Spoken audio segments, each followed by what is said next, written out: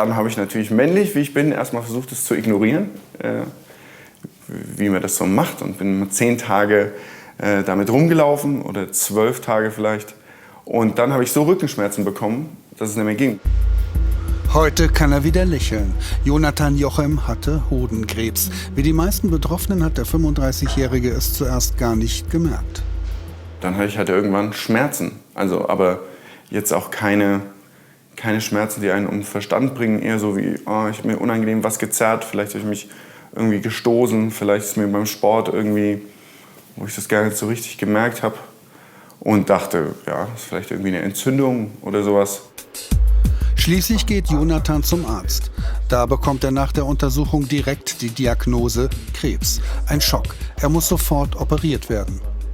Danach ist man dann wie im Tunnel. Also spätestens als der Arzt dann sagt, okay, jetzt mal alle anderen hier aus dem Behandlungszimmer raus, wir müssen uns mal unterhalten, dann wird einem schon anders.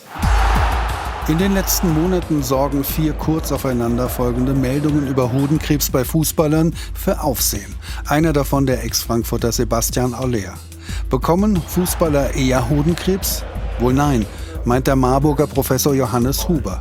Aber was ist die Ursache für die Krankheit?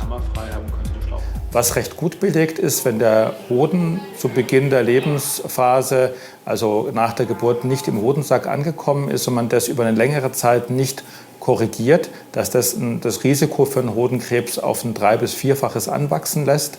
Handystrahlung, Arbeiten mit dem Laptop sind alles Dinge, die man wissenschaftlich einerseits ganz schwer belegen kann, die aber auch jetzt von der Naturwissenschaft her nicht wahnsinnig viel Sinn machen. Jonathan Jochem wurde in einer OP ein Hoden entfernt. Er hatte seine Familienplanung noch nicht abgeschlossen. Aber was ist nach so einem Eingriff? Es funktioniert auch mit einem, also das ist theoretisch möglich. Die Chemo hat darauf Auswirkungen, aber das stabilisiert sich wieder nach einer gewissen Zeit. Aber es gab dafür auch extra Vorkehrungen mit Spermien einfrieren und nochmal gucken, sind die Samenleiter okay, wird sich das wieder erholen, hat es einen langfristigen Schaden und so.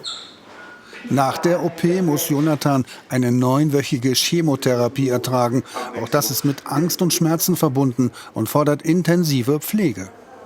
Also Chemo ist ein Schreckgespenst, ist was einem oder mir auf jeden Fall total Angst gemacht hat. Aber was geholfen hat, ist, dass Leute halt da waren, die Expertise hatten, die das erklären konnten. Und auch immer, wenn es auf und ab ging, da waren und ansprechbar waren, trotz der Belastung, die hier so herrscht, bin ich gut betreut worden. In der Klinik sind meist junge Männerpatienten, denn schon ab der Pubertät gibt es ein Hodenkrebsrisiko. Vorsorgeuntersuchungen zahlt die Krankenkasse nicht, weil die Krankheit selten ist. Insgesamt kann man sagen, dass Hodentumore in den letzten Jahrzehnten etwas häufiger geworden sind und im Augenblick etwa 10 von 100.000 Patienten betreffen. Das heißt, in Hessen zum Beispiel werden pro Jahr etwa 600 neue Patienten mit Hodenkrebs festgestellt. Urologen raten zur regelmäßigen Selbstuntersuchung. Wenn Sie eine Auffälligkeit auf der einen Seite entdecken, können Sie immer auf der anderen Seite schauen, ist es da auch oder ist es auf der anderen Seite anders. Wenn Sie eine deutliche Seitenunterschiedlichkeit erkennen, ist es auf jeden Fall ein Grund, zum Urologen oder zur Urologin zu gehen. Das gekochte Ei am Ultraschall soll zeigen, wie harmlos die Erstuntersuchung beim Arzt ist. Sie sehen, dass wir mit so einem Ultraschallkopf mit einer leichten Berührung in den Körper oder in den Hoden reinschauen können. Und Sie sehen hier außen das Eiweiß, innen das Dotter. Und so ähnlich könnte auch ein Hodentumor aussehen. Und Sie sehen, das geht schnell, tut nicht weh, ist schmerzlos. Und Sie haben innerhalb von wenigen Sekunden eine gute Aussage, was wirklich los ist. An der Marburger Uniklinik wollen die Ärzte das Thema Hodenkrebs öffentlich machen. Sie haben den Verein Pate Hodenkrebs gegründet. Wir sind ein gemeinnütziger Verein und versuchen den Leuten in dieser schwierigen Situation zu helfen, durch Betroffene, die die Diagnose auch hatten und ihre Erfahrungen und ihre Hilfestellung beitragen möchten.